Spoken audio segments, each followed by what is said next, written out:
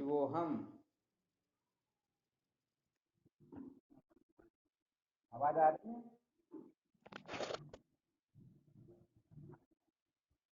चलो, क्या विषय चल रहा था अपना?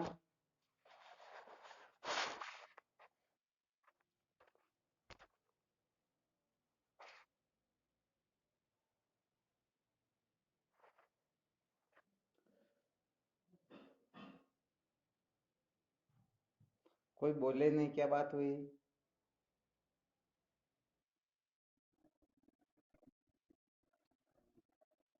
चलो, बहुत अच्छी। अच्छा, वेदांत के जितने भी ग्रंथ है ना, इन समस्त ग्रंथों का विषय क्या है?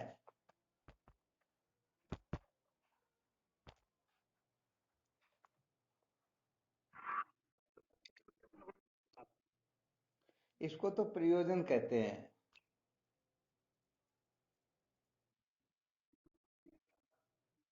ये बात है।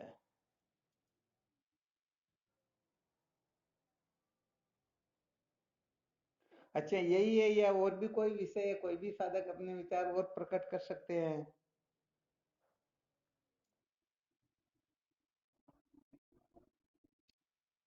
हाँ, नहीं, ये तो सिद्धांत है। परंतु वेदांत के जितने भी ग्रंथ है, कहने का मतलब कोई सा भी ग्रंथ क्यों ना हो, ये तो सबसे पहले देखना होता है ना कि इस ग्रंथ में क्या प्रतिपादन किया गया। चार बातें सबसे पहले देखनी होती है। एक तो इस ग्रंथ में क्या विषय प्रतिपादन किया गया है, इस ग्रंथ का प्रयोजन क्या है, इस ग्रंथ का अधिकारी कौन है, और चौथा है संबंध। अधिकारी, संबंध, विषय, प्रयोजन, इन चार अनुबंधों को जान करके ही विवेकी पुरुषों की ग्रंथ विषय प्रवृत्ति होती है। तो वेदांत के ग्रंथों का विषय क्या है?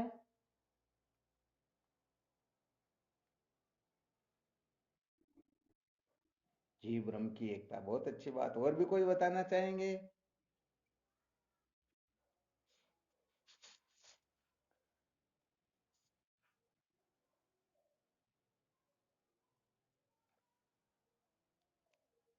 क्या बात हुई, बाकी साधकों को पता ही नहीं है क्या वेदांत के ग्रंथों का विषय क्या है?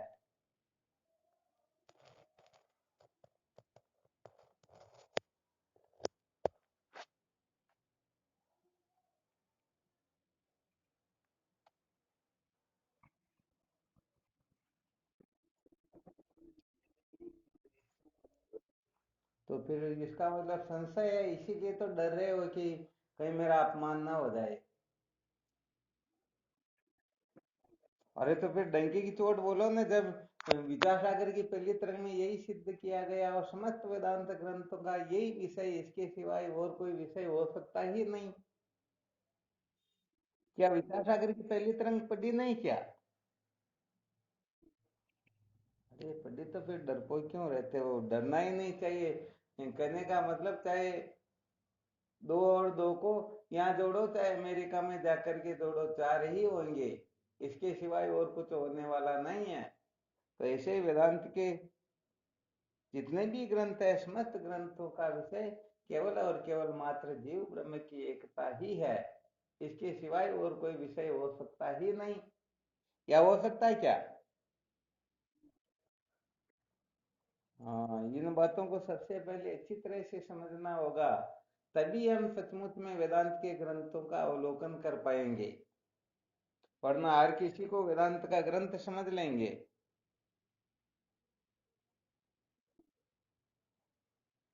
बाकी साधक नहीं बोल रहे, क्या बात मौन ले रखी है या क्या चक्कर है?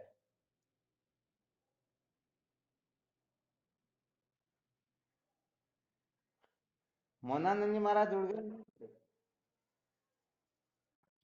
हाँ, शिवम।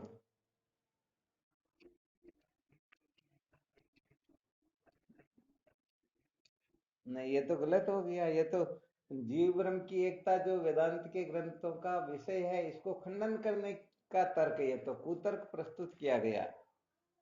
तो भाई जीव ब्रह्म एक कभी नहीं हो सकते हैं। कूर कहते झूठ को। जीव ब्रह्म की एकता कयो विषय सो कूर। कलेश रहित विभु ब्रह्म एक जीव कलेश को मूर। ब्रह्म तो कलेश समस्त कलेशों से मुक्त है और जीव कलेश का मूल है, इसलिए जीव ब्रह्म की एकता कभी हो सकती नहीं। तो ये तो वेदवादी लोगों के द्वारा कुतर्क किया गया। हाँ जी।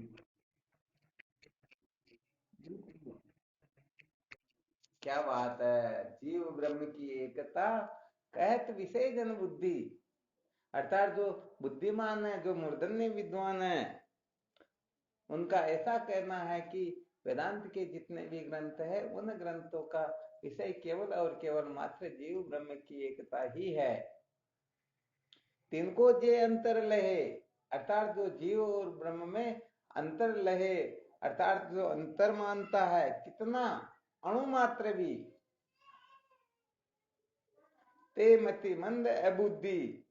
ध्यान देना अच्छी तरह से। जो वेदांत के ग्रंथ जीव ब्रह्म की एकता को स्वीकार न करके जीव ब्रह्म के अंतर्गत थोड़ा सा भी अणु मात्र भी भेद स्वीकार करता है, तो उसे मति मंद बताया गया, अर्थात तो उसकी मति जो है मंद है। और फिर दूसरा उसके क्या विशेषण लगा दिया, ते मति मंद अबुद्धि, अर्थात वह विद्वान नहीं है बल्कि एक नंबर का मूर्ख है। तो यहाँ पर जीव ब्रह्म की एकता ही मुख्य विषय है, और जीव ब्रह्म की एकता में थोड़ा बहुत भी कोई अस्वीकार्य करता है, अणुमात्र भी भेद समझता है, तो वह कितना भी बड़ा विद्वान क्यों ना हो फिर भी वह मूर्ख कहलाएगा।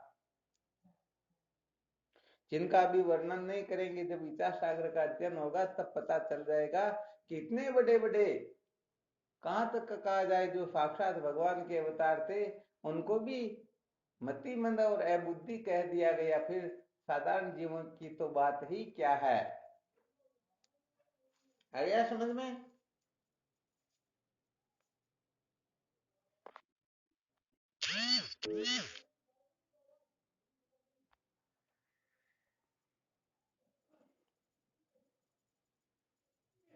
आजकल मोहन जी महाराज नहीं जुड़ रहे, क्या चक्कर हो रहा भाई? मुझे तो 2-4 दिन से पता नहीं चल रहा जुड़ भी रहे या नहीं जुड़ रहे। शायद नजर नहीं आ रहे आजकल। हाँ, नहीं जुड़े।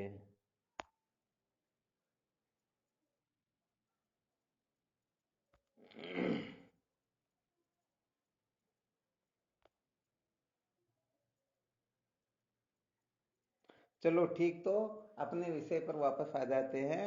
जीव ब्रह्म की एकता ये वेदांत के ग्रंथों का मुख्य विषय होता है।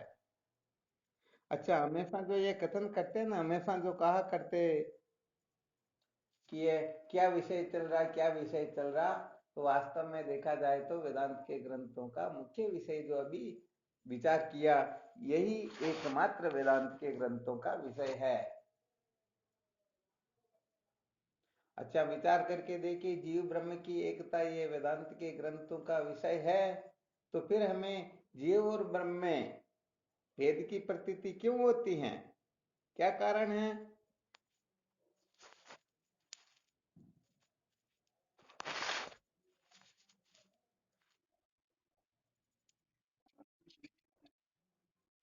अज्ञान विद्या के कारण। बहुत अच्छी बात है। अच्छा, आप ये बता सकते हो, जैसे प्रतिदिन ये विषय यही विचार करते हैं ना, क्या विषय चल रहा, तो या तो कह देते हैं सत्य को जाने बिना दुखों की निवृत्ति होती ही नहीं, अथवा दूसरा जो सूत्र है, संसार को बनाए रखकर कभी भी सत्य का साक्षात्कार नहीं किया जा सकता। इसके अंतर्गत और जीव ब्रह्म की एकता में क्या अंतर हो सकता है, इस विषय में और इस विषय में? थोड़ा अपना दिमाग लगाओ, विवेक वृत्ति के द्वारा विचार करके बताओ कि इसमें और इसमें क्या अंतर है। सबसे जल्दी कौन बता सकते हैं, देखते हैं।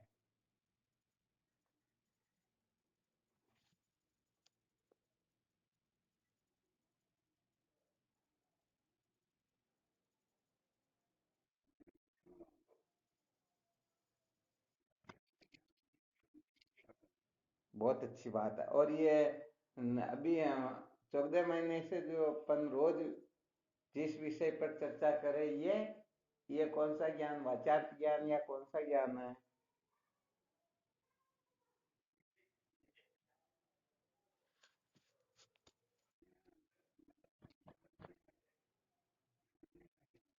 अच्छा, संसार से छूटने का ज्ञान। अच्छा, संसार से छूटने का ज्ञान और परमात्मा प्राप्ति के ज्ञान में क्या अंतर होता है?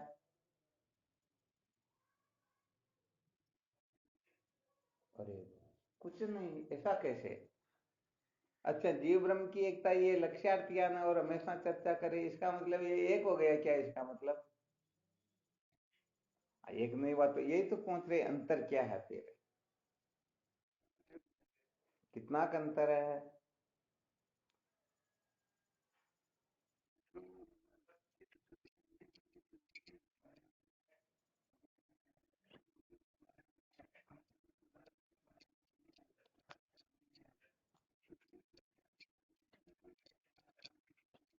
बहुत बहुत सुंदर, बहुत अच्छी बात। अच्छा, बाकी के साधक भी अपने विचार प्रकट करेंगे।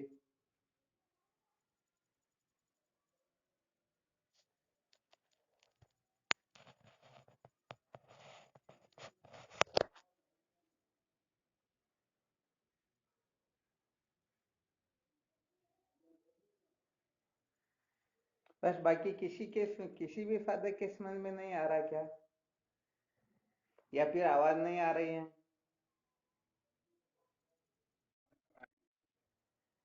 आप तो बोल गए, आपकी तो आ रही, मुझे पता, बाकी के साधकों की देख रहे हैं। यदि नहीं भी आता हो तो कोई दिक्कत थोड़ी, कह देना चाहिए भी समझ में नहीं आ रहा, ताकि उसका विश्लेषण करें, कुछ ना कुछ विचार तो करें। कुछ कहेंगे नहीं तो फिर तो मैं बोलता रहूं और आप जो मजे लेते रहो, कोई दिक्कत नहीं है, बोलते रहेंगे, हमारे को क्या करना।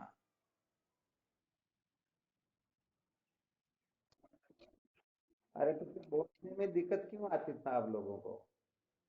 ये छोटी छोटी बातें इसमें गला थोड़ी कटता, हाँ ना में उत्तर देना होता ना।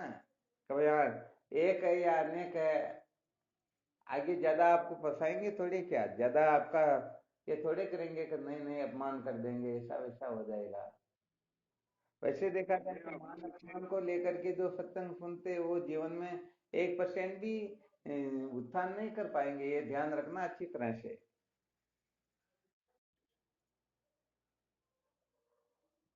ये वेदांत तत्व जो है मान अपमान से परे होता है। यदि मान अपमान समझते हो तो फिर अभी तक देह में ही बंधे हुए हो, और जो देह में बंधे होते हो तो अज्ञानी मूर्ख होते हैं। वास्तव में वो क्या सत्य को जानेंगे?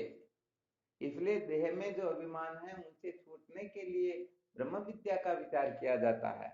इसलिए ज्यादा देर मत लगाया करो, तुरंत कह दिया करो।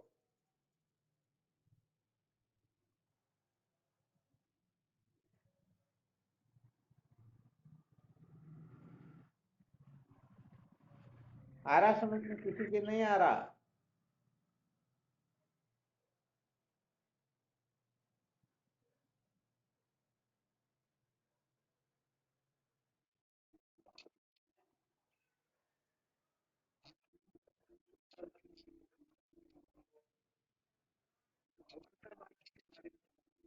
केवल प्रश्न इतना ही था कि जीव ब्रह्म की एकता और सत्य को जाने बिना दुखों का अंत नहीं होता, ये एक है या अलग अलग? बात इतनी सी है, अवान्तर वगैरह कुछ नहीं बताना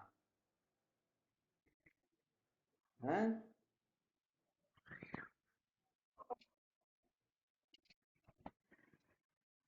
चलो, कोई साधक एक ही कह रहे हैं, कोई अलग अलग की भी कह रहे हैं।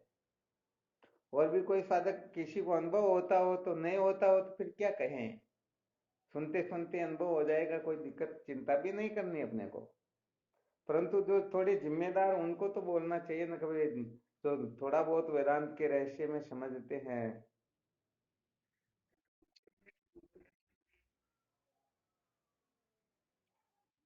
ये तो सिद्धांत की बात होती है, सिद्धांत में ये है, परंतु यहाँ पर सत्य को जाने बिना दुखों का अंत होता ही नहीं।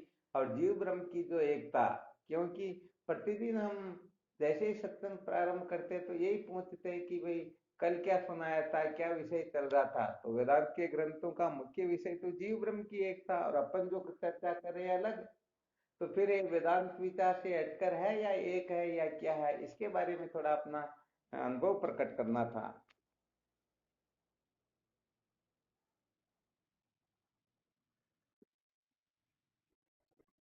हाँ शिवम।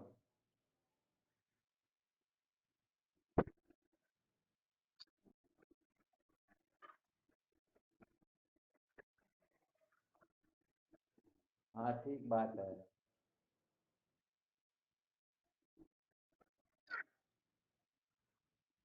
ठीक है।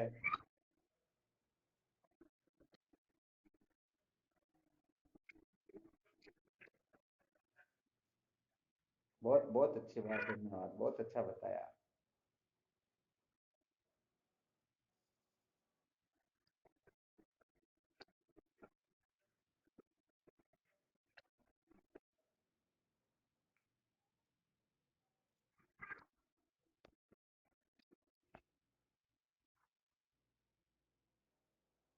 अच्छा, मूल बात ये थी कि जीव ब्रह्म की एकता, ये जो वेदांत के ग्रंथों का विषय है ना, इस सूत्र में अब सत्य को जाने बिना दुखों का अंत नहीं होता, इस सूत्र में क्या अंतर है?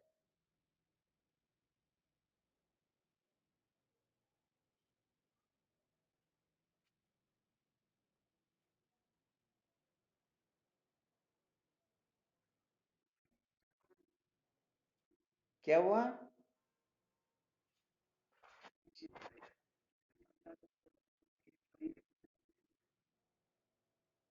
अच्छा, एक कैसे सिद्ध करके बताओ।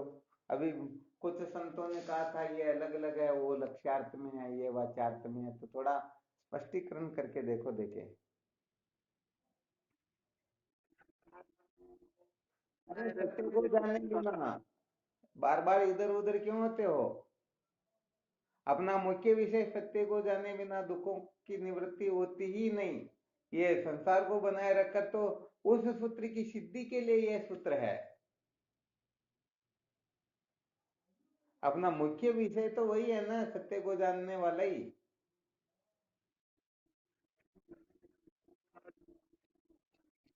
हाँ तो वह बोलो ना, संसार को बनाए रखने वाली बात तो दूसरी नंबर की है, उसको सिद्ध करने के लिए ये सूत्र बताया जा रहा।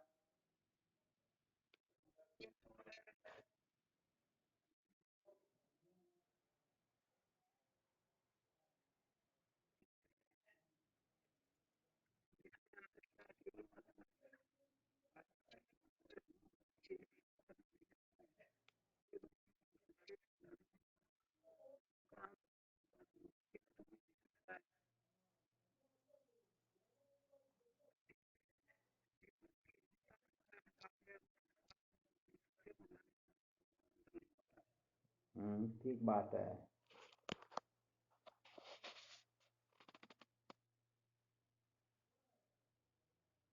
चलो, कम से कम ये बात तो समझ में आ गई ना, कि हमेशा जो विषय सुना रहे हैं कहीं वेदांत से विरुद्ध तो नहीं है ये।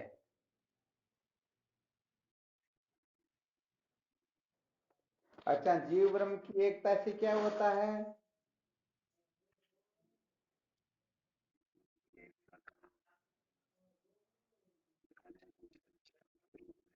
दृष्टांत नहीं पूछा जा रहा। किसी को जीव ब्रह्म के एक एक का बोध हो जाए तो क्या होगा, दृष्टांत वगैरह कुछ नहीं देना। बस बात इतनी सी है, सर्व दुखों की निवृत्ति परमानंद की प्राप्ति हो जाएगी। और सत्य को जाने बिना दुखों का अंत होता ही नहीं, सत्य को जान लेंगे तो क्या होगा? सर्व दुखों की निवृत्ति और परमानंद की प्राप्ति हो जाएगी। तो बताओ, ये और ये एक हुआ या अलग अलग हुआ?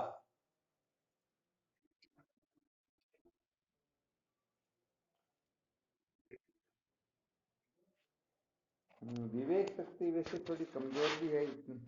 इतना सुनने के बाद में तो साधक इतने अलर्ट हो जाने चाहिए कि कहीं से किसी भी प्रकार से घुमा फिरा करके क्यों न पहुंच लो, तुरंत तत्क्षण उत्तर दे देना चाहिए।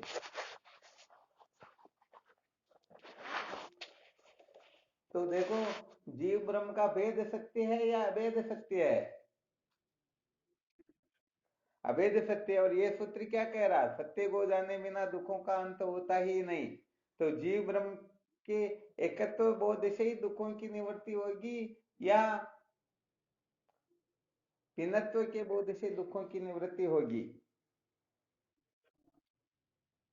एकत्व बोध से ही होगी। तो ये जीव ब्रह्म का एकत्व सत्य है या भिन्नत्व सत्य है?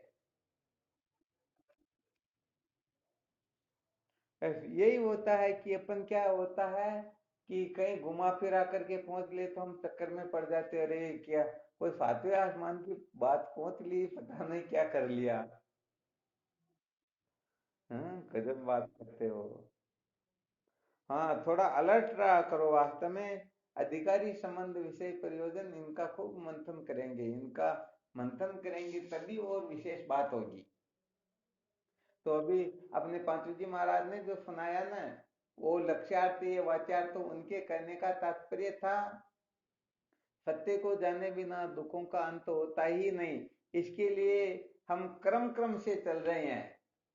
उन्होंने सिद्धांत को न पकड़ करके फिर अपन आजकल जो चर्चाएं कर रहे हैं उस चर्चा को पकड़ लिया, क्योंकि अपनी चर्चा में तत्व जिज्ञासा कैसे जागृत होती है इसी विषय पर चर्चा कर रहे हैं। जबकि चर्चा इस विषय पर करें परंतु अपना मूल सूत्र तो यही है ना, सत्य को जाने बिना दुखों का अंत होता ही नहीं। तो तत्व जिज्ञासा की जो चर्चा की जा रही है जीव ब्रह्म के भेद के लिए की जा रही है या किसी और के लिए?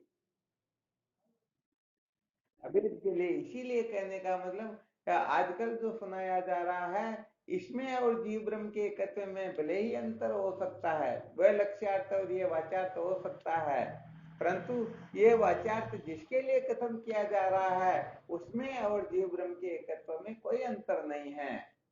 शायद आप लोगों की अब थोड़ा थोड़ा समझ में आ गया होगा। आ गया ना थोड़ा बहुत समझ में? हाँ बिल्कुल बिल्कुल। तो कहने का मतलब देखो, सबसे पहले जीवन के अंतर्गत लक्ष्य का निर्धारण करना होता है। जैसे छोटा सा बच्चा ये निश्चय कर ले मुझे डॉक्टर बनना है। अब डॉक्टर बनने के लिए पढ़ाई करना होगा तो एलकेजी से शुरू करेगा, या बोले 5वीं कक्षा में 8वीं कक्षा में निश्चय करता है कि मुझे डॉक्टर बनना है। तो बताओ 8वीं कक्षा उत्तीर्ण होकर के कोई डॉक्टर बन सकता है क्या? नहीं बन सकेगा। तो देखो उसे और आगे तैयारी करनी होगी, परंतु उसका लक्ष्य जो है वो जितनी भी पढ़ाई करेगा उसके मूल में लक्ष्य को भूलेगा क्या? हाँ बिल्कुल नहीं भूलेगा, क्योंकि उसको ये अच्छी तरह से निश्चय है मुझे डॉक्टर बनना है, और डॉक्टर बनने के लिए क्या क्या तैयारी किस किस प्रकार से करनी होती है वो पूर्ण रूप से जिम्मेदारी से सारा का सारा काम करता रहेगा। तो अपना मुख्य विषय जो है सत्य को जाने बिना दुखों का अंत होता ही नहीं। तो इसके लिए अंतःकरण की शुद्धि की आवश्यकता होती है।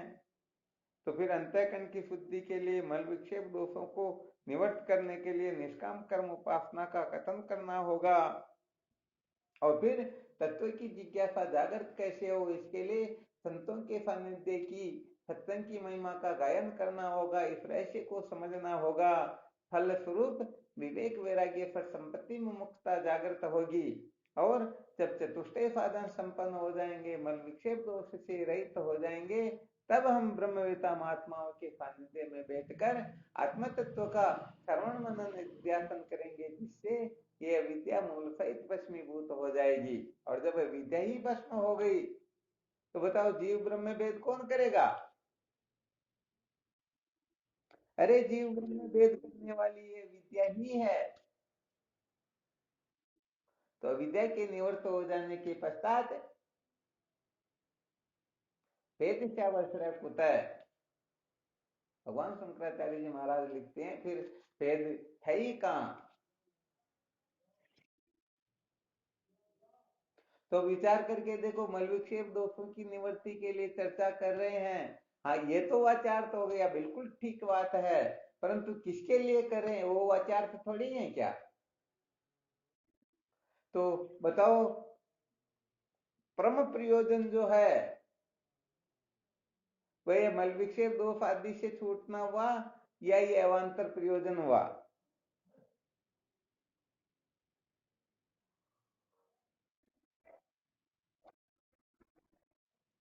हाँ, बहुत बहुत धन्यवाद, बिल्कुल ठीक समझा, बिल्कुल ठीक ठीक बताया। अरे भाई, परम प्रयोजन केवल और केवल मात्र मोक्ष ही परम प्रयोजन होती हैं। बाकी ज्ञान भी अवांतर प्रयोजन होता है। जब ज्ञान ही अवांतर प्रयोजन है तो ये बाकी के साधन, निष्काम कर्म, उपासना आदि, ये परम प्रयोजन हो जाएंगे क्या? हाँ, बिल्कुल नहीं होंगे। इसीलिए कहने का मतलब उनका बहुत अच्छी तरह से ध्यान रखना होता है। देखो, यदि कोई अपने जीवन का लक्ष्य परम प्रयोजन की प्राप्ति न बना करके, फिर भले ही वो निष्काम कर्म करे, उपासना करे, तत्व जिज्ञासा के समस्त साधनों का संपादन आदि करे, सब कुछ कर ले, फिर भी क्या वो कृतार्थ हो सकता है क्या? हाँ, बिल्कुल नहीं हो सकता। इसलिए कहने का मतलब, सर्व दुखों की निवृत्ति और परमानंद की प्राप्ति, ये वेदांत ग्रंथों का जो प्रयोजन है, इस प्रयोजन को सबसे पहले हमें हृदयंगम करना होता है, निश्चय करना होता है कि मैं इसी जीवन में सत्य का साक्षात्कार करके सदा सदा के लिए जन्म मरणादि संसारिक दुख से मुक्त हो जाऊं। तो ये इस प्रकार की जो निष्ठा होती है, ये निष्ठा बना लेने के पश्चात वह जो कुछ भी करेगा, निश्चित रूप से वो साधना हो जाएगी। क्यों? क्योंकि जिन्होंने सच्चा लक्ष्य निश्चय किया है, वह कभी भटकने वाला काम करेंगे ही नहीं। और जो भटकने वाला काम करते हैं तो समझ लेना चाहिए, अभी तक इन्होंने अपने जीवन का वास्तविक लक्ष्य बनाया ही नहीं। यह बहुत बड़ा विशेष सूत्र समस्त साधकों को डायरी में नोट कर लेना चाहिए। यदि हमारी साधना मंद गति से चल रही है, लापरवाही से चल रही है, या इस ओर चित्तवृत्ति ज्यादा काम नहीं करते हैं, इधर महत्व बुद्धि आदि नहीं होती है, तो या तो हम संसार को दुख रूप समझते ही नहीं, अथवा अभी तक सर्व दुखों की निवृत्ति और परमानंद की जो प्राप्ति है, उसको हमने अपने जीवन का लक्ष्य बनाया नहीं। आ गया समझ में?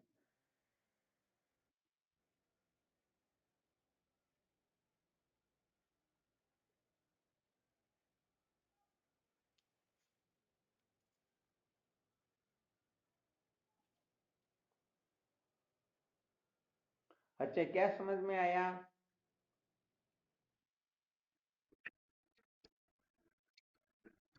सबसे पहले लक्ष्य निर्धारित करना होगा। जैसे हम पहले अपने मन में नक्शा बना लेते हैं ना, मेरे को इस प्रकार का बंगला बनाना, या फिर कागज के ऊपर इंजीनियर से नक्शा बनवा लेते हैं, और उसके पश्चात उसको मूर्त रूप दे देते हैं या नहीं दे देते हैं। तो ऐसे सबसे पहले हमें अच्छी तरह से निश्चय कर लेना है, मुझे इसी जीवन में सत्य का साक्षात्कार करना है। क्यों करना? क्योंकि सत्य को जाने बिना दुखों का अंत होता ही नहीं। तो बताओ, ये निश्चय कर लेने के पश्चात जो सचमुच में सत्य नहीं है, उनसे हमको ऊपर उठना होगा या नहीं होगा? हाँ, बिल्कुल बिल्कुल। इसीलिए कहने का मतलब, सबसे पहले ऐसा निश्चय अच्छी तरह से कर लेना चाहिए। जो सचमुच में ऐसा निश्चय कर लेते हैं, वही सच्चे साधक होते हैं, सच्चे सत्संगी होते हैं, सचमुच में सच्चे जिज्ञासु होते हैं। तो यहाँ पर देखो, एक और विशेष सूत्र बता देते हैं। जिन्होंने अपने जीवन का वास्तविक लक्ष्य निश्चय किया हो, वह उस वास्तविक लक्ष्य की जब तक प्राप्ति नहीं होती है, तब तक वह रास्ते में कहीं रुकता नहीं, कहीं अटकता नहीं। वह अर्थात मील के पत्थर को मंजिल नहीं समझता। बहुत सारे लोग ऐसे होते हैं जो मील के पत्थर को मंजिल समझ लेते हैं। जैसे दृष्टांत के रूप में, कहीं पर बहुत बड़ा खजाना दबा हुआ हो, कोई शूरवीर खजाने को निकालने के लिए वहां से खोदना प्रारंभ करते हैं, और जैसे ही प्रारंभ करते एक बहुत बड़ा भयंकर सर्प वहां प्रकट होता है। अब उस सर्प को यदि कोई मार भी दे, और फिर निश्चिंत हो जाए कि हमने खजाने को प्राप्त कर लिया, तो बताओ, उसने अभी तक खजाने को प्राप्त किया क्या? हाँ, अभी तक किया नहीं। अभी तक तो खजाने में जो प्रतिबंधक दोष है उस दोष को उन्होंने निवृत्त किया है अभी तक। खोदना होगा, उसे निकालना होगा, स्वीकार करना होगा, तब जाकर के उनकी वो उनका जो दारिद्र्य है वो निवृत्त होगा। तो हम क्या करते हैं, अपने जीवन का लक्ष्य तो निश्चय कर लेते हैं, परंतु थोड़ी बहुत सिद्धि प्राप्त हो जाती है, जैसे समझो पापों से वैराग्य होने लगता है, अर्थात मल दोष से छुटकारा होने लगता है। हम समझ लेते अरे भाई मैं तो महान बन गया, बस ये गड़बड़ घोटाला हो जाता है। यदि मल दोष तो क्या विक्षेप दोष से छुटकारा मिट जाए, छुटकारा प्राप्त हो जाए, फिर भी वह कृतार्थ नहीं होता है। इसके लिए तो फिर तत्व जिज्ञासा की आवश्यकता होती है। यदि किसी के हृदय में तत्व जिज्ञासा जागृत हो गई और वह समझ ले इस संसार में सर्वत्र मेरी ख्याति हो रही है, जय जयकार हो रही है, मेरे समान इस संसार में कोई है ही नहीं, इसलिए अब मुझे कुछ करने की जरूरत नहीं है, तो सच्ची बात यह है कि विद्या की निवृत्ति के बिना कोई कृतार्थ होता ही नहीं। माँ वाक्य का श्रवण मनन निधिध्यासन और फलस्वरूप ब्रह्माकार वृत्ति का उदय होना ये जीवन की सार्थकता होती है। इसलिए यदि कोई रास्ते में अटक जाता है, तत्व जिज्ञासा में अटक जाता है कि बस इससे आगे कुछ नहीं है, तो भी बात गड़बड़ हो जाती है। बताओ विचार करके, जो तत्व जिज्ञासु हैं वह यदि आगे ब्रह्म विचार न करे तो वह भी कहने का मतलब जीवन को धन्य नहीं बना पाता। तो फिर मल विक्षेप दोष से छुटकारा प्राप्त कर लेने मात्र से, अथवा भगवत दर्शन कर लेने मात्र से, अथवा ब्रह्मादि लोकों की प्राप्ति हो जाने से, अथवा सालों के सामीप्य सारूप्य सायुज्य मुक्तियां प्राप्त हो जाने से कोई कृतार्थ हो सकता है क्या? नहीं हो सकता। तो भाई इन सूत्रों को बहुत अच्छी तरह से मंथन करें इनका, कि ब्रह्मलोक की प्राप्ति से भी हम कृतार्थ नहीं होते हैं, स्वर्ग की प्राप्ति से भी जीवन धन्य नहीं हो सकता है, तो फिर हम जागने से लेकर के सोने तक, जन्म से लेकर के मृत्यु तक, ये संसार के कीचड़ से सने हुए जो भोग पदार्थ है इनको प्राप्त करके हम अजर अमर होना चाहते हैं। विचार करके देख लेना, क्या ये सच्चे जिज्ञासु के लक्षण होते हैं? क्या वास्तव में इस प्रकार की समझ वाला, इस प्रकार की बेवकूफी वाला सचमुच में जीवन को धन्य बना सकता है क्या? बस इसीलिए कहने का मतलब थोड़ा विचार करना होता है। विचार करके सत्य के साक्षात्कार में जो जो प्रतिबंधक होता है उनको एक तरफ करना होता है, और जो जो अनुबंध होते हैं बस उनको ही महत्व देना होता है।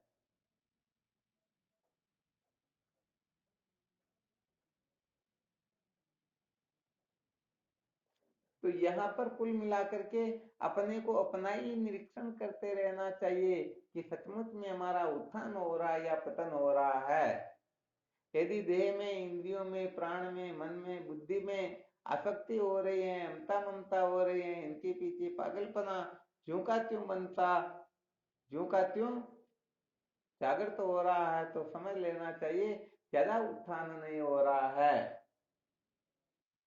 ये थर्मामीटर तो अपने पास ही, कहीं अन्य तक तो है नहीं कि वहां से जाकर के लेकर आएंगे। हाँ बिल्कुल सत्य, क्योंकि जो सचमुच में सत्य का साधक होता है वो प्रत्येक क्षण सावधान रहता है। यहाँ पर सावधान रहना ही साधना होती है, कि प्रत्येक क्षण में चिंतन मनन चलता रहता है कि हमारा उत्थान हो रहा है या पतन हो रहा, संसार में महत्व बुद्धि हो रही या संसार से व्यक्ति हो रही है। तो ये यहाँ पर बहुत सारे अलग अलग बिंदु जो विरोधाभास वाले प्रतीत होते हैं, बस उनका ही चिंतन मनन चलता रहता है। ये थोड़ी विशेष बात हो जाती है फिर।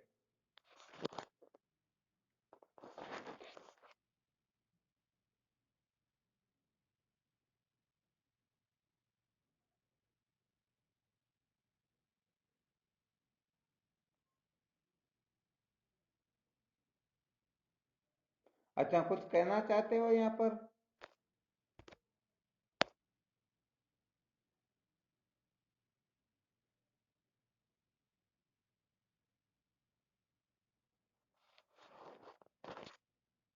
कोई कुछ नहीं कहना चाहते क्या?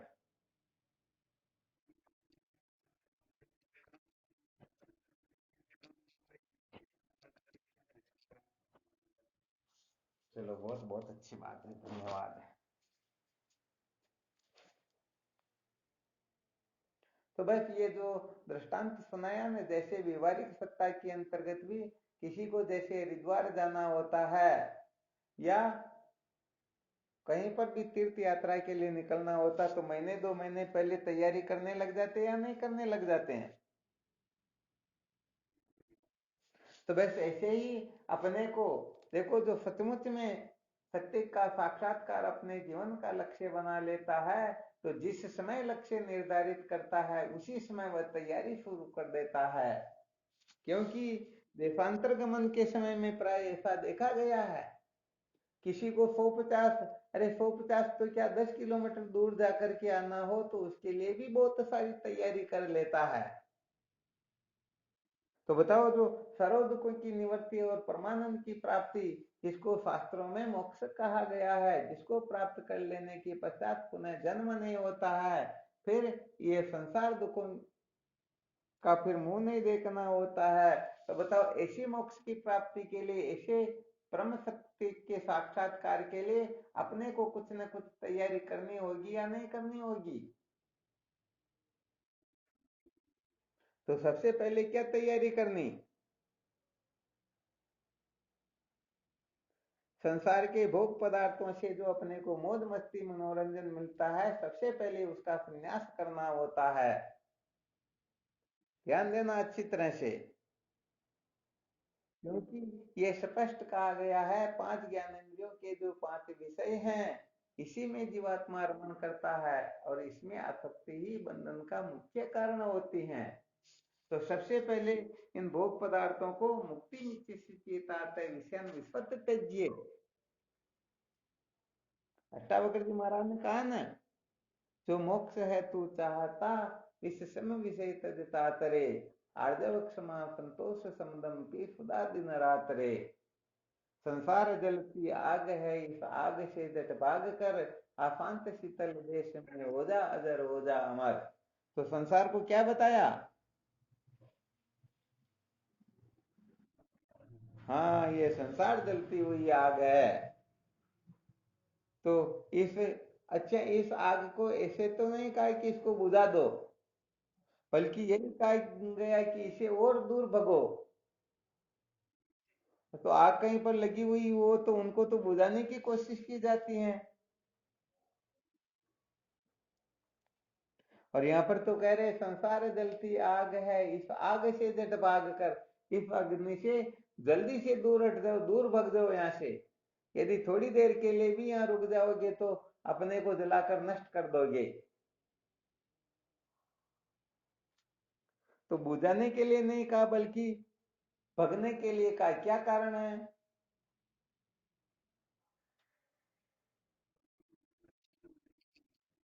हाँ बिल्कुल सत्य बात है। कहते हैं ना, तृष्णा डाय न होय के खाई हो सब संसार, सुंदर संतोषी बचे जिनके ब्रह्म विचार। यदि कोई इनको बुझाने के चक्कर में पड़ेगा तो निश्चित रूप से ये बुझेगी तो है नहीं, उसे निश्चित रूप से जला देगी।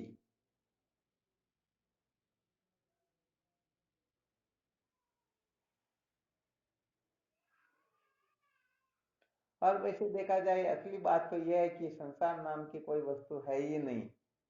अब आग सचमुच में लगती हो तो उसे बुझा भी सकते हैं, परंतु सचमुच में आग तो लग रही है नहीं। अब उसे कोई बुझाने के चक्कर में पड़ेगा तो उनका जीवन ही तो बर्बाद होगा, सत्य का साक्षात्कार कर नहीं पाएगा, उससे वह वंचित रह जाएगा। इसलिए यहाँ पर स्पष्ट ही कहा गया है कि इससे अपने को दूर हो जाना, न कहने का मतलब अपना जो कल विषय चला था ना, न तो इसकी निंदा करनी है, न स्तुति करनी, न इसे राग करना है, न द्वेष करना है। आवश्यकता हो तो ग्रहण करो और आवश्यकता हो तो त्याग करो। ठीक है ना। तो यहाँ पर कुल मिलाकर के ये संसार जो है ये जलती हुई आग है, इस आग से अपने को दूर भगना है। क्योंकि अग्नि क्या करती है,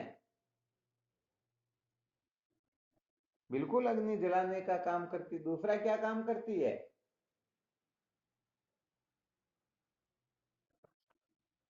हम्म।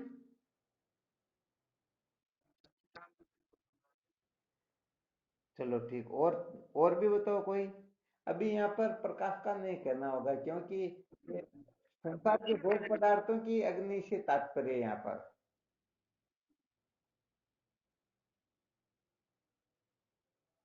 अरे भाई, ये अग्नि जलाती है अथवा इसके पास में कोई इतने, क्योंकि अग्नि में हाथ डालेंगे तभी तो जलाएगी, परंतु अग्नि के पास में बैठ जाएंगे तो क्या करेगी ये। अरे बोले जीवन, क्या बात है। अरे तपाएगी है। हाँ, वरना तपाएगी नहीं तो आपको छोड़ेगी क्या ये। हाँ, तो यहाँ संसार, ये भोग पदार्थों की अग्नि से थोड़ा अपन विचार करें, इसलिए थोड़ा बोल ले तो भी थोड़ा सावधान होकर के, ठीक है ना। तो देखो, यदि इस अग्नि से कोई एक में को होना चाहेगा तो उसे जलाकर भस्म कर देगी, और यदि कोई इसके नजदीक भी जाना चाहेगा तो उसे ये तपा देगी। इसीलिए कह रहे हैं संसार जलती आग है, इस आग से जट भाग कर। अर्थात ये संसार जो है, ये भोग पदार्थ जो है, ये जलती हुई अग्नि के समान है। यदि इनके चक्कर में पड़ गए तो सदा सदा के लिए अपने जीवन को बर्बाद कर दोगे। और यदि इनके चक्कर में न पड़ करके, क्योंकि देखो होता क्या है, बहुत सारे लोग ऐसा समझते हैं कि नहीं नहीं, ये प्रैक्टिकल किया हुआ भी है, कि नहीं नहीं हम तो इतने शूरवीर हैं, ऐसे हैं वैसे हैं, हमारा कुछ नहीं हो सकता, हम कुछ भी करें। परंतु सच्ची बात है, ये अग्नि किसी को माफ करने वाली है ही नहीं। हाँ, इसलिए यहाँ पर अपने को अक्ल होशियारी नहीं लगानी है कि ये अग्नि मेरा कुछ नहीं बिगाड़ सकती। अरे, आप हम कौन से खेत की मूली, बड़े बड़े ऋषि मुनियों का दृष्टांत आता, वो भी जलकर भस्म हो गए, तो आप हम कौन से खेत की मूली। तो कुल मिलाकर के इससे दूर दूर रहने में ही फायदा है। जैसे नदी के अंतर्गत दो नाव चलाने वाले, एक नाव चलाने वाला 10 मिनट के अंतर्गत इस किनारे से उस किनारे पहुंचा देता है, और एक दूसरा जो है वह आधे घंटे पौन घंटे में इस किनारे से उस किनारे पहुंचाता है। अब कौन सी नाव में बैठना चाहिए।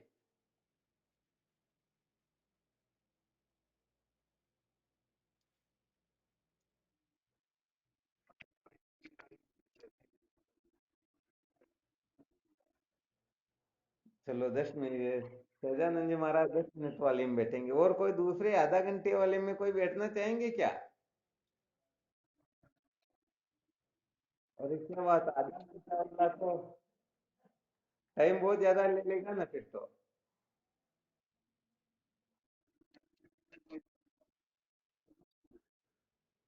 देखो क्या होता है, जो 10 मिनट में पहुंचाता ना, वो इस किनारे से उस किनारे एक ही सीध में जाता, और वह जिस जगह से होकर के निकलता वहां पर एक बहुत बड़ा भंवर है। अब वह इतना फूरवीर है, पावरफुल है कि उस भंवर से नाव को बचा करके ले चला जाता, इतना बहादुर है वो। और एक दूसरा जो बेचारा डरता है, वो सोचता कि नहीं नहीं, अपने को अक्ल होशियारी नहीं लगानी, आधा पौन घंटा लगे तो लगे, वो बहुत दूर जाकर के फिर उस किनारे पर जाता। अब बताओ, 10 मिनट वाले में बैठेंगे या आधे पौन घंटे वाले में। अरे भाई, वह चाहे कितना भी पावरफुल, कितना भी बुद्धिमान, पता नहीं क्या क्या क्यों ना हो, परंतु कभी ना कभी भंवर में उसकी नाव उलझेगी या नहीं उलझेगी। हाँ, निश्चित रूप से मरना होगा। इसलिए अपने को अक्ल होशियारी नहीं लगानी है कि नहीं नहीं, ये भोग पदार्थ मेरा क्या बिगाड़ सकते, मैं तो बहुत बड़ा विरक्त हूँ, मैं तो ऐसा हूँ वैसा हूँ। ये अक्ल होशियारी सच में बहुत महंगी पड़ती है।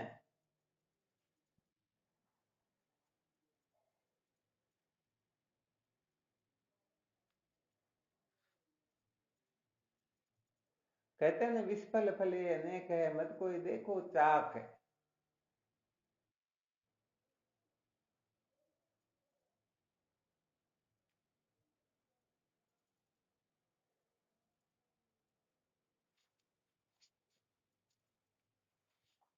तो अपने को कुल मिलाकर के क्या करना है, ये संसार की जो अग्नि है इस अग्नि से कुल मिलाकर के सावधान रह करके अपने को इससे दूर ही रहना है, न कि इसके नजदीक जाना है। ये संसार की आग क्या है?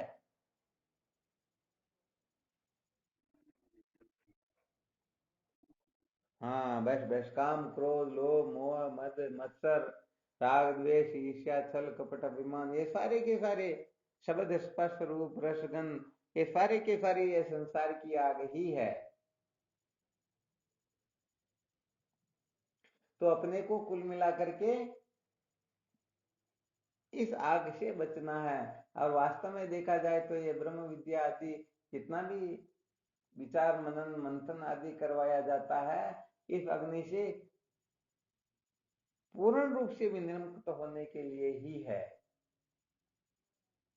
क्योंकि इसी को बंधन कहते हैं और इस बंधन से छूटने का नाम ही मुक्ति होता है।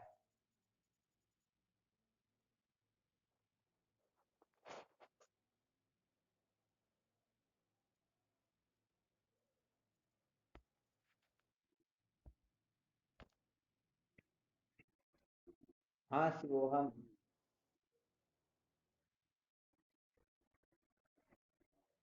है, इस आग से दूर रहने का उपाय वैराग्य है, ब्रह्म विचार है।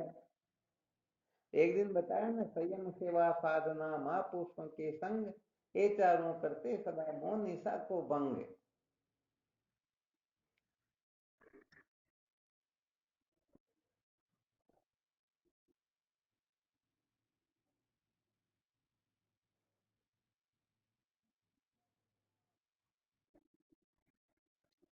बिल्कुल है ना।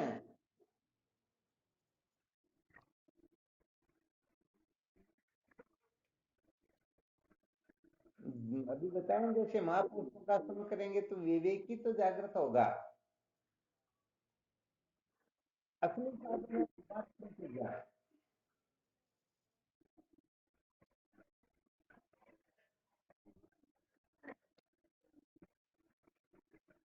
सबसे पहले लक्ष्य निर्धारित करना होता, ताकि जो सचमुच में लक्ष्य निर्धारित कर लेता तो न चाहते हुए भी संतों को सत्संग को शास्त्र को साधन भजन को महत्व देगा।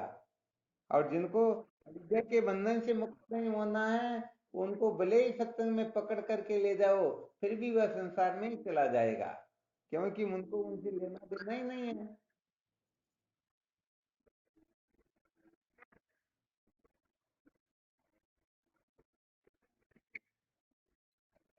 हाँ बिल्कुल बिल्कुल। फिर भी फिर भी जीव मात्र जो है ना, चाहे कैसा भी जीव क्यों ना हो, उनकी विचारधारा से अपन ये कल्पना कर सकते हैं कि जीव मात्र जो है समस्त दुखों से छुटकारा चाहते हैं और ऐसा सुख चाहते हैं जो कभी नष्ट ही ना हो। अब ऐसी जीव मात्र के अंतर्गत इच्छा होती है, अब उनको यदि और संतों का संग मिल जाए तो फिर तो क्या कहने की बात है।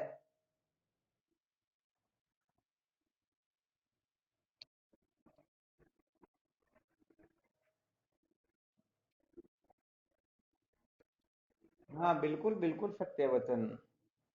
अविद्या की मूल सहित जो निवृत्ति है ना, वो तो सचमुच में संतों के सानिध्य से ही और विशेष रूप से संभव हो सकती है।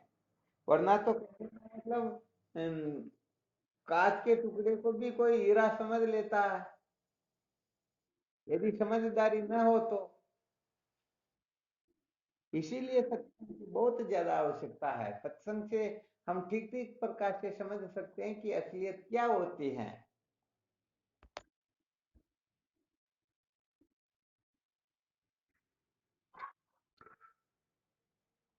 तो अपने अंदर कम से कम ये बात समझ में आ जाए, जैसे प्रतिदिन सुनाते हैं कि सत्य को जाने बिना दुखों का अंत होता ही नहीं। तो कम से कम ये अच्छी तरह से अपने भीतर ठसाठस हो जाए, तो सत्य को जान करके ही मृत्यु का अतिक्रमण किया जा सकता है। और फिर केवल इतनी सी बात समझ में आ जाए कि जो कुछ भी इदम के रूप में प्रतीत होता है, ये सारा का सारा असत्य है, मिथ्या है, असार है। आत्मा के सिवाय परमात्मा के सिवाय जो कुछ भी है, ये सब असत्य है। तो अब बताओ, जो ये निश्चय कर लेता है कि सत्य को जान करके ही दुखों से छुटकारा प्राप्त किया जा सकता है, तो बताओ वह आत्म तत्व के साक्षात्कार के लिए चेष्टा करेगा, या स्वर्ग आदि लोकों की, या ब्रह्मादिक लोकों तक के जितने भी भोग पदार्थ है उनको संपादन करने की चेष्टा करेगा?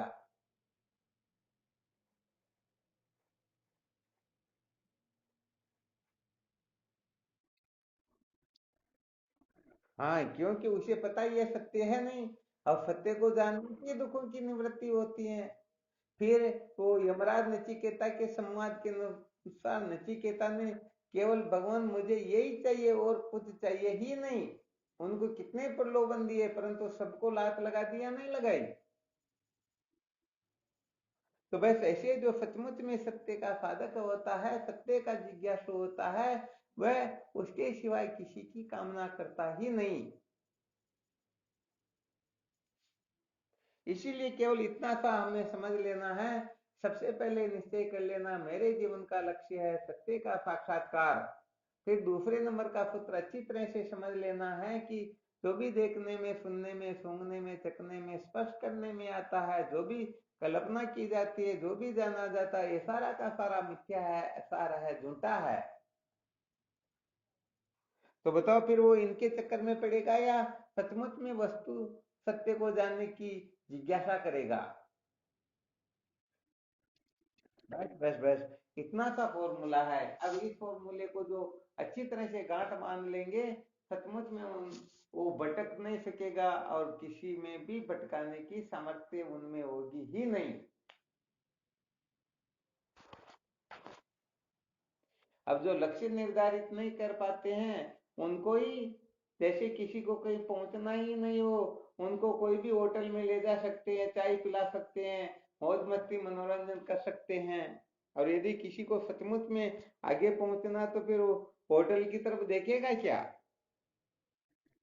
अरे वो तो जानता है कि इसका नाम ही होटल, हो सके वहां तक चलो इसे। तो कुल मिलाकर के जो सत्य का साधक होता है वह मेल के पत्थर को कभी मंजिल नहीं समझता, और जो मेल के पत्थर को मंजिल समझता है, समझो उन्होंने सचमुच में जीवन का वास्तविक लक्ष्य निर्धारित किया ही नहीं। इसलिए जो जीवन का असली लक्ष्य निर्धारित कर लेंगे, सचमुच में वे अपने जीवन को धन्य बना पाएंगे। बाकी के लोग तो देखेंगे चलो कोई दिक्कत नहीं, ये मौज मस्ती मनोरंजन जो हो रहा यही ठीक है।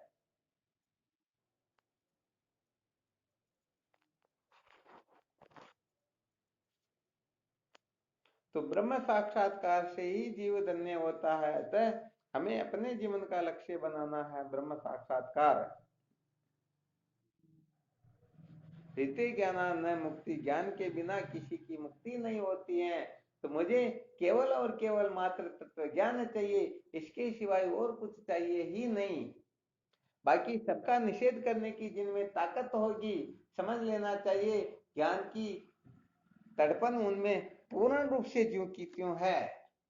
और कोई सोचता चलो अभी संत महात्मा मिल गए, ज्ञान प्राप्त कर लेते हैं, फिर थोड़ी देर में पिक्चर देख आते हैं, थोड़ी देर में नाच कूद डांस करके आ जाते हैं, थोड़ी देर में चोरी अन्याय कर लेते हैं, थोड़ी देर में पिक्चर आदि देख लेते हैं। तो समझ लेना चाहिए बोले जीव तो अभी इनका पहुंचना तो बहुत दूर की बात, अभी तक इनका चलना शुरू हुआ ही नहीं। ठीक है ना?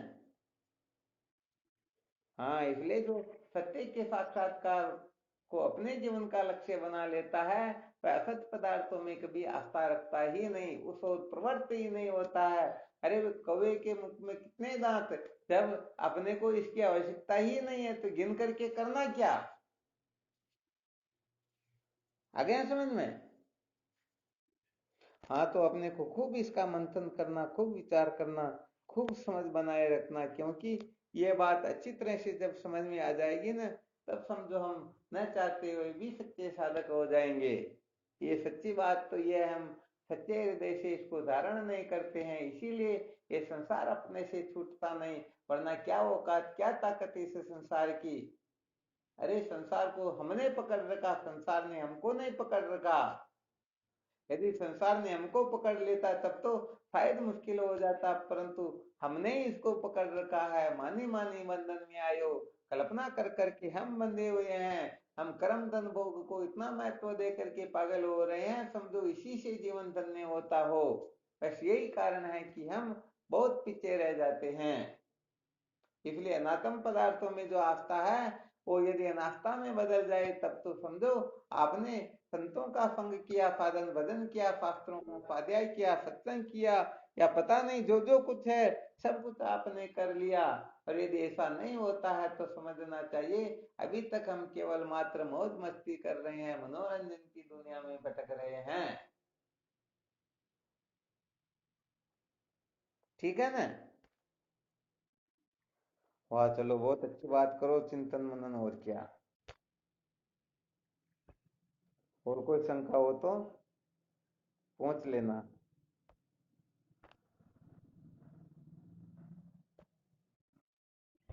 हाँ, शिवोम नमो नारायण। हाँ, शिवोहम, शिवोहम नारायण। शिवोहम।